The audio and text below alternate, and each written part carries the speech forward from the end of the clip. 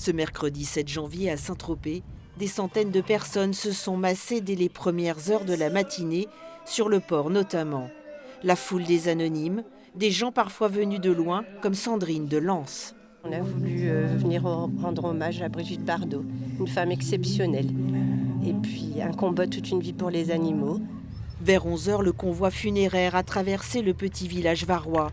Le cercueil de Brigitte Bardot transporté dans un véhicule blanc, souvent applaudi par le public. Des spectateurs gagnés par l'émotion. J'ai les larmes aux yeux en fait et c'est vraiment très éprouvant. Et puis voilà, c'était une grande dame et voilà, je voulais lui rendre vraiment hommage.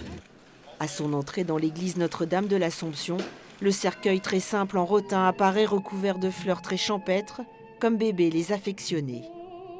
Frères, nous ne voulons pas vous laisser dans l'ignorance au sujet. Alain Bougrain-Dubourg, compagnon de vie et de combat, a été la première personnalité à prendre la parole.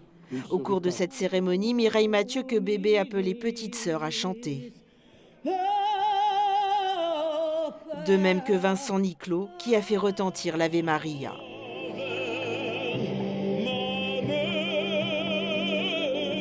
Brigitte, tu vas nous manquer.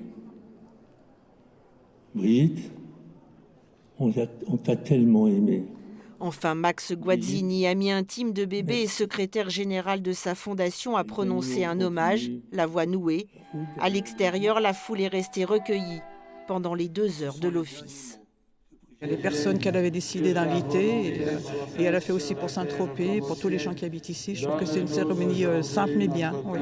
Elle mérite ça. Elle mérite bien plus encore. Puis la dépouille de l'actrice a pris le chemin du cimetière marin, la dernière demeure tropézienne de Brigitte Bardot.